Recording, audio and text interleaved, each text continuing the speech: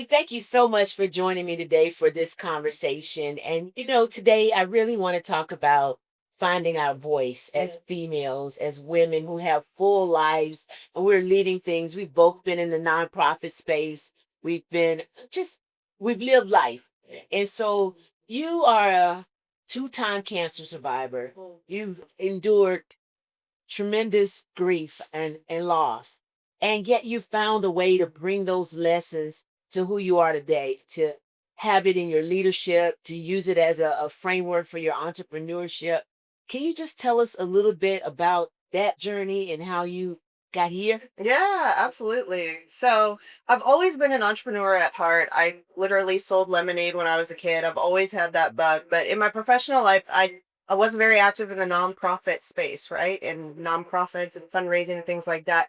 And it wasn't until tragedy hit my life, two very traumatic losses in my life, that I left the nonprofit space to venture out into this business around grief recovery. And I did that because I didn't find people in the space that were teaching things to help with grief and loss. There's a whole lot of leaders and teachers talking about grief, describing it, comforting people in it. But when I went through loss, I was like, what are the do's and don'ts of grieving? How do I do this?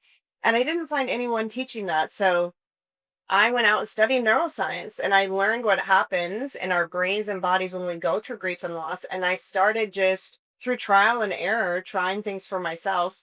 And I saw a huge difference. And it was then that I felt actually a responsibility to teach other people and show people some of the science behind our brains and how it works, because it's actually a much shorter time frame than you would think to be able to see real healing in your life. So ever since then, about the last 8 years, I've been teaching on grief and neuroscience and helping people find freedom after loss.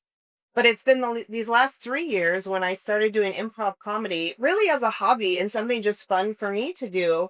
I was amazed when I saw the connections between improv and neuroscience. All these things that I had been teaching over here turns out are connected to play and laughter and joy. And so when I started making those connections, I kind of infused the two together. And so now I teach people how to use improv principles and practices, how to use play to be more present and active in their current lives, and to overcome grief or trauma or mental health kind of issues.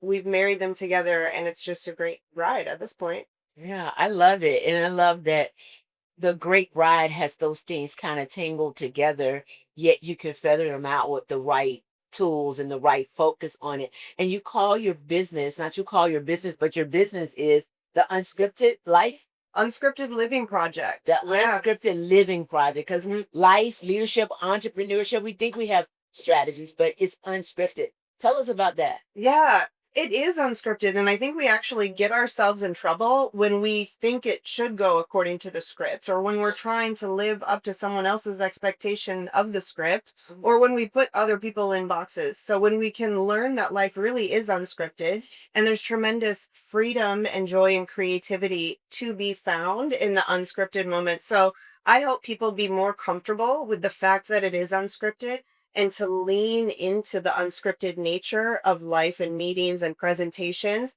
and to have fun with it and play with it instead of being so afraid. I think we try to control so often, and control oftentimes is at odds with creativity. Oh, that's powerful right there. That is so true. Control is at odds with creativity. Because it's so stifling. It And is. even in relationships, Mm, I have college age children, and I tell them that you have to change your expectation of mm, people and how you interact and meet people and need new experiences, because the scripted, the challenge, the control is because you have an expectation, and everybody has their own unscripted journey, their own unscripted living mm, experience. I mhm. love that. Yeah, yeah. And when we try to control, I think that's, we not only limit ourselves, but we limit other people. And Right. control is an illusion. I hate to tell you, Yeah, yeah. but especially that's one of the gifts of going through loss, is that we think we have a lot more control than we actually have. Turns out the only thing we can control is what happens between here and here. And most people don't do that very well, or aren't even aware that they can do that, right? But so if you will learn to master controlling what happens between here and here,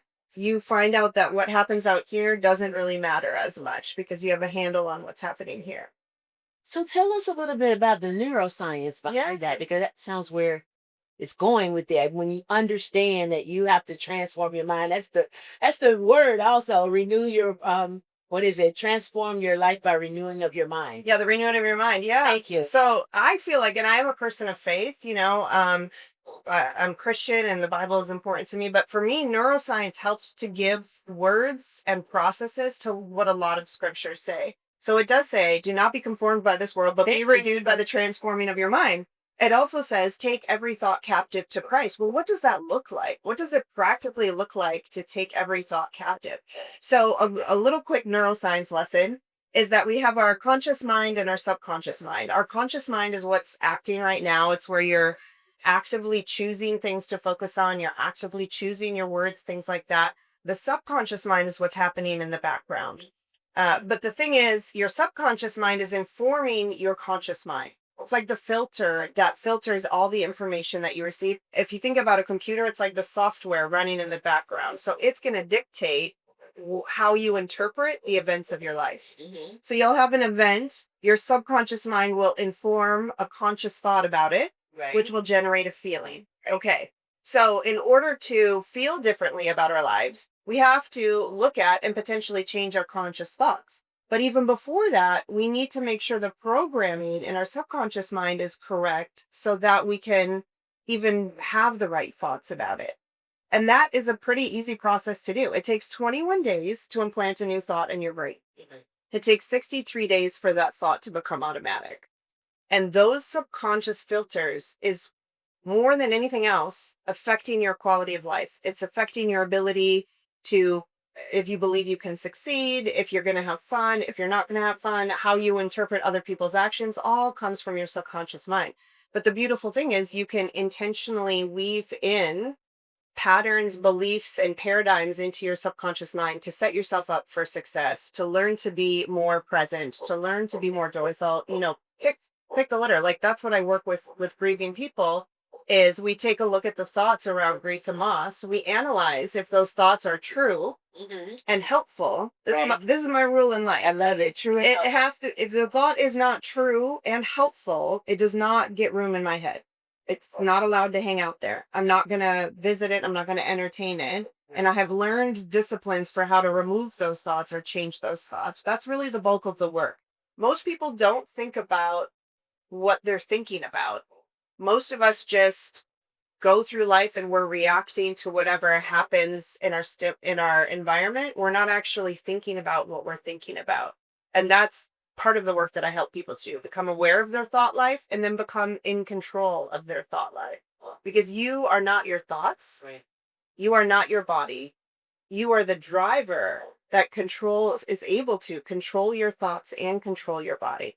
But understanding that authority and responsibility and freedom is the crux of neuroscience. That is absolutely fascinating. The neuroscience behind how we transform our thoughts, how we control. And I love the fact that you say, is it true? Is it helpful? Mhm. That's a quick strategy on the go. What is another strategy, or how do we manage those thoughts and know what we should let reside in our minds? Yeah, absolutely. So, is it true? Is it helpful? And then, if you find a thought that isn't true or helpful, you want to reframe it into a statement that is true and is helpful. And then, it's not enough to just reframe that statement. You now have to meditate on it. Mm. And I think this is what the Bible's talking about, renewing our minds and meditating on the word. That's why God tells us to meditate on the word. It's also why God tells us whatever is pure, whatever is lovely, whatever is noble, meditate on these things. That wasn't just a nice cliche. That is actually a recipe for mental health and wellness for the way our biology of our brain was manufactured, was created. Mhm. So, having statements, core statements, if you find something about yourself that you want to change, architect a statement about that and meditate on it regularly. Give us an example of that. Okay. Like, how does that work? Well, so I will give you the example as it relates to grief and what I used to say. So when my son passed away, that's one of the losses I experienced. Mhm. The thought that was most troubling to me was I would hear, he's gone. Like, he's gone. Oh my gosh, he's gone. That was the most upsetting thing for me. So I would say over and over again, he's not gone. He's just not here. I will see him again one day, and we will have all of eternity to spend together. Oh, that is so beautiful. Say that again. Take the process of Mhm. he's gone and you're flipping that Yep. to a positive that you can live with, a positive that gives you a focus, a vision, a place of healthy remembrance. Right. Yeah. Okay. Yeah. So he's not gone, because the truth is, and this is in every circumstance, there is always a good and a bad. Because Polarity. there because it is true that he's gone, but it's also true that he's not gone, right? So the beauty that we have is where we choose to focus. I could focus on the fact that his body isn't physically walking around here on this planet Right. and he's gone, or I can focus on the fact that he's not gone. He lives in my memories and a million things, and I know he's seated in heaven very really. He's more alive now than he's probably ever been, right? So which side of that coin do you want to focus on? So I choose to focus on he's not gone, he's just not here. I will see him again one day, and we'll have all of eternity to spend together. Because again, like the thought of him being gone evokes these feelings like he's missing out and I'm never going to see him and I miss him and all these things. But if I can direct my brain to focus on, he's not gone, he just doesn't live here anymore. And I'll see him again one day and we'll have all of eternity to spend together. That gives my brain a different math equation to solve. Our brains are magnificent that if you give your brain the answer, it will reverse engineer how to get there. Problem is, most of us don't give our brains the answer. Our brains are so busy just reacting to what happens around us and looking at our bank account and looking at our to-do list and looking at all these things instead of telling our brain, this is where we're going, this is what we want, this is where we're headed. But if you will do that, if you will tell your brain where you want to go, your brain will then have instructions on how to file all this other, the bank account and the to-do list and all these things to make sure you get where you've said you want to go. Yeah, I love that as well because it goes back to where you focus Hmm. is where you go. Where your attention goes is where you grow. Yeah. Right. And so that is very powerful. When you think about using your attention and having this framework and rewriting the script, Mhm. how does that lend itself to the storytelling and the improvisation that you do? Yeah. Well, the gifts that I learned in improv are so much. Improv is a great tool to get you out of your performance rehearsed kind of the script and control that you think you should do. Improv, none of that stuff exists. So you're making things up on the spot. It's very about being adaptable and being present. And you learn very quickly in improv that if you try to rehearse, if you try to be funny, if you try to be perfect, it's gonna go horribly. It's gonna go horribly. And it flops. That's when it flops. So improv as a tool is teaching your mind how to be more comfortable with adapting, how to be more comfortable not knowing the next thing, right? It's building up those muscles to be comfortable in those situations. Right. Because being a professional and presenting yourself is so much more about connecting Correct. than it is about presenting. I think that's where people miss the mark. They want to have a perfect presentation and they completely miss connecting with the room. And as we all know, people don't remember what you said, they remember how you made them feel. Yeah. So you can have a perfect presentation, you can present it flawlessly and still not meet the needs of the room. You would still miss the mark. So that's the biggest thing when I'm talking to professional folks or talking about speaking is take your focus off of yourself. It's not about you, it's about the room. And so if you find yourself in your mind thinking, how am I doing? Am I talking too fast? Are they understanding what I'm saying? That's you focused. When if you can look at the room and say, okay, where's the energy in the room? Are they truly digesting what I'm saying? Do I need to slow down? Do I need to speed up? When you shift your attention to the room, biologically you're going to calm down. When you're focused on yourself, you put yourself into kind of a hyper vigilant state. That's what signals the flight or Like fight or flight. fight or flight. Thank you. Mhm. It signals that response, which actually limits your cognitive ability. When you get in that fight or flight state, Mhm. you're not as articulate. You're not as clear. You're going to have trouble recalling information. So anything that you can do to take your focus off of yourself and put your focus on the room, and just even remind yourself that you're there to serve the room. You're not there to look impressive. You're not there to get everything right. One of the things we teach in our improv workshops is that perfection is boring. Mhm. Honestly, You can do it completely right, and that doesn't mean it's going to serve the room or that people are going to remember it. People connect through our humanity. People connect through the mistakes that we've made, the trials we've endured, the places where we can relate and connect. And people learn and grow and bond through connection. So that's kind of the biggest overall tip, is that when you will focus on the connection in the room, you're going to have way more successful speaking engagements than focusing on your presentation or your polished performance. Yeah.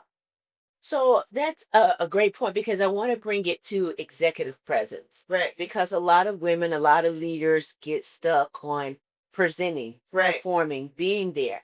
But part of executive presence is also about the composure, the being able to have the verbal clarity, the mental agility to move through a conversation or a complex. What can you give me an example of maybe a board member, a CFO is in a board meeting and asked on the spot to deliver a presentation or to review some numbers? How do you bring that storytelling, that improv skill and presence into that meeting? Yeah. Well, I think the first thing to understand is that it's part of our hard wiring. When we're in front of a room of people and we're asked something, it's as if it's thousands of years ago and we're wanting our tribe to accept us, right? Wanting a room of people to accept you is hardwired into our system. But again, the way to counteract that is to not focus on, am I being accepted by this room, but switching to what does the room need, right? When we can put our focus on what the room needs. And I actually sort of despise structured and PowerPoint presentations where you have to follow the slides and say whatever, because people get so married to the presentation Right. that they get so hyper focused on, oh, I missed a word, I got to go back to the slide, and they've lost the room. If you keep your focus on the room, the slides are so secondary or not important at all. So know your topic, know your stuff, have it be in your bones, so to speak, and then speak freely and make room for whatever might come up. It's so important that, as you say, keep the presence, keep your focus on the room, not the presentation. I do a lot of public speaking. I do a lot of facilitation, and I cannot use a script. Period. Mm, If I lose a script, it's exactly what. If I use a script, it's exactly what you say. Like I have notes here, so I can make sure that we cover all the points that we want to cover. But honestly, to say I have to do it as soon as you miss that word, right, it blows everything and throws you off. And if you're already feeling imposter syndrome, right, or if you're already feeling timid that you're not prepared, then that's when you flubber and you can't get back to it. right. So the thing that I've learned and the thing that I coach my clients on is that as you walk into any space, Mm, walk in without expectation, mm, but prepared right. and authentic. Yeah. Because if you walk in as your authentic self, open to receive what's in the space, Right. then you show up brighter. What's you say you put it as what does the room need? It makes you more available to respond to what's in the room because you're coming without the expectation that it can be right or wrong or received or not received or rejected or anything. And so as you have worked with your clients in Mm, developing improv, mm, how do you get people to turn that script off? mhm. Because I mean, that's it. We dress up. I mean, Yeah. I think my foundation is nice today. I want to look a certain way. Yeah. But how do we take that script off as leaders who want to be authentically present in our executive presence? Yeah.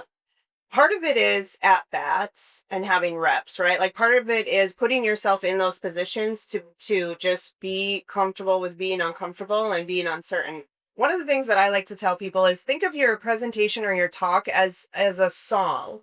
And that you have the beats you're going to use, you have the music you want to play, but let the room dictate the order it comes out in, right? Like have your things in your back pocket, but you may find that the room only needs two of your 5 points. And to try to jam your 5 points in is going to be a disservice to the room.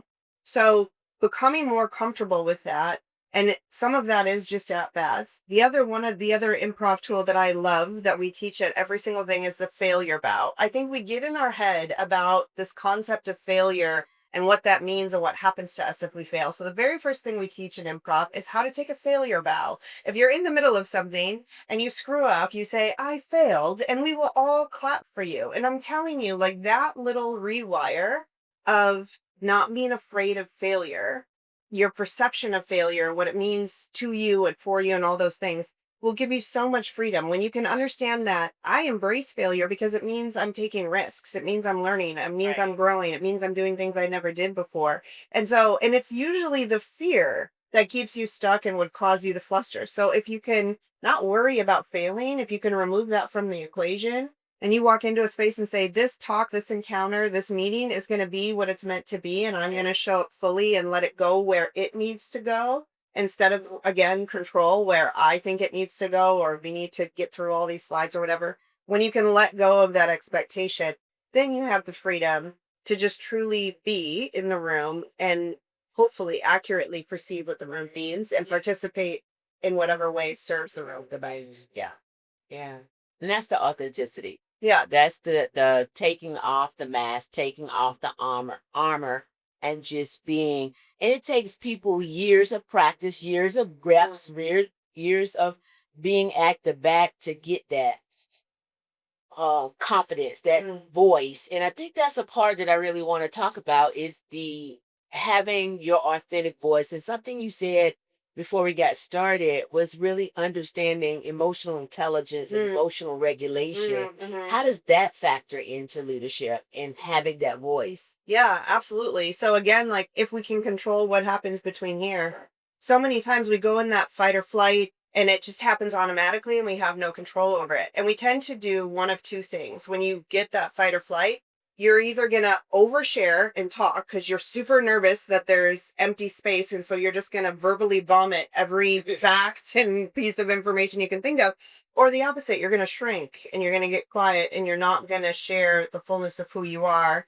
Those are kind of the two responses. And so learning to self edit if you tend to be a verbal vomiter or to stand up and have your voice is the things you have to practice. But the emotional regulation within yourself, just even becoming aware, this conversation in this video for someone to say, oh, it's happening, that thing is happening.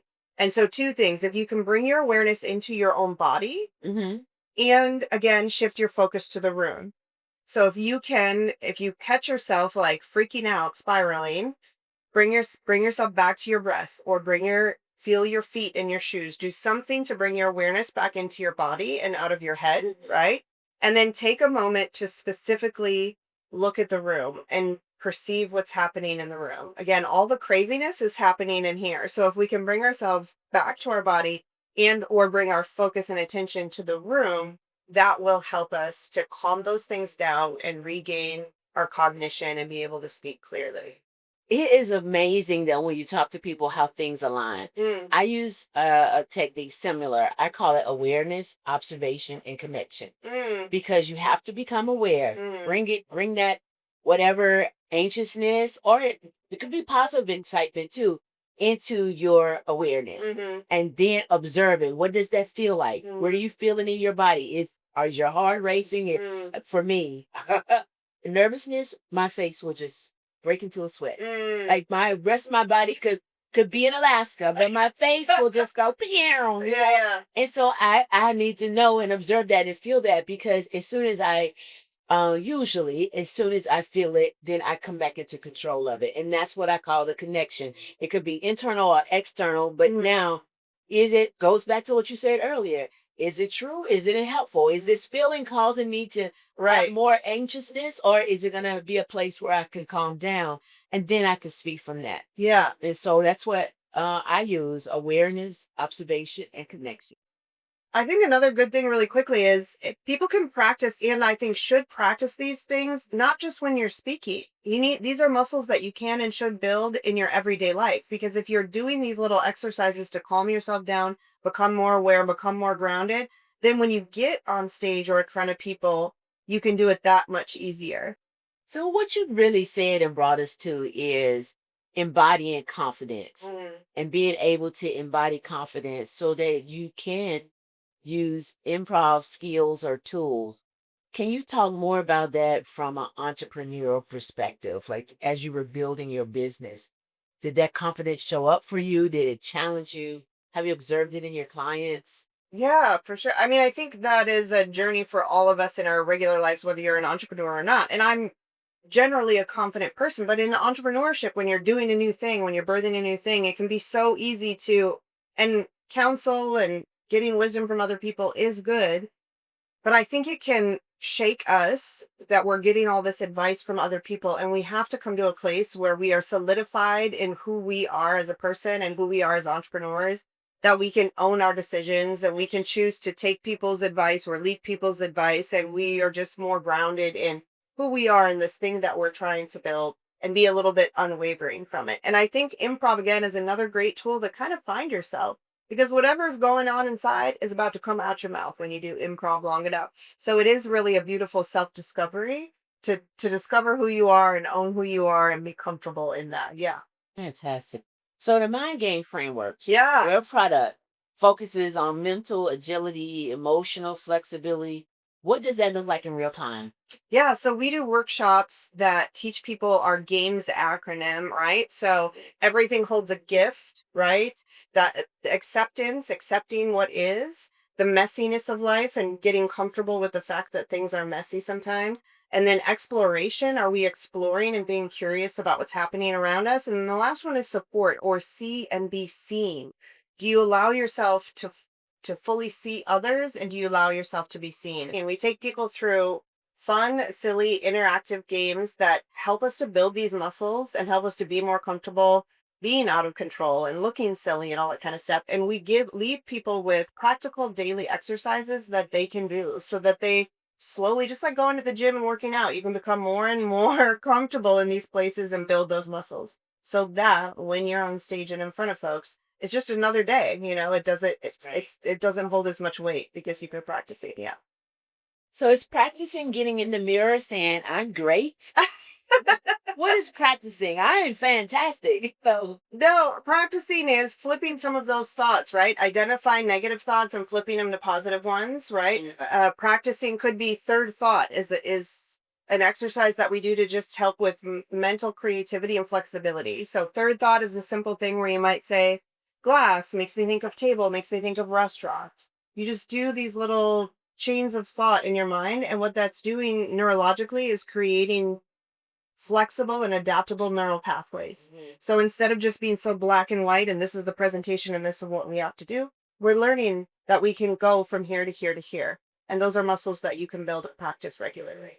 yeah, that's good. Yeah. And building those muscles in real time and in your own comfort, and just applying what works for you so that when you are on the spot, Right. it's ready. Right. It's not something that has to be rehearsed or throws you into a like, oh, what do I do now? It's Right. not tragedy, it's not delayed. Right. Yes. Yeah. So I love this, the practice, the mental, I'm gonna call it aerobics, just so that you're strong when you get there. But it leads me back to play. And play releases that creativity, and creativity releases confidence. Why is play such a serious tool in leadership? Because play interrupts that conscious subconscious loop, right? When we're doing things, our brain always is gravitating towards patterns and always likes predictability and likes the stability of doing the same thing in and out. It also likes knowing the outcome of things. But when we interrupt that, when we play, when we're silly, when we do unexpected things, we're training our brain and we're forcing it to adapt, and we're helping teach it that it can still be safe even when something unexpected happens. We're slowly kind of raising the level of our tolerance for the unexpected in our brain so that we don't freak out when somebody asks a question we weren't expecting. And you can be a much more present leader when you're able to embody that.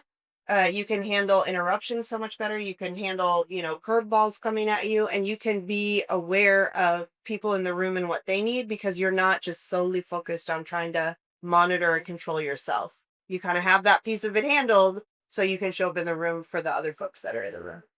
I'm loving this conversation. And you know this, right? And I love the idea that you said, it's unscripted living, it's unscripted journey. but yet there are frameworks like milestones that take you there, breadcrumbs.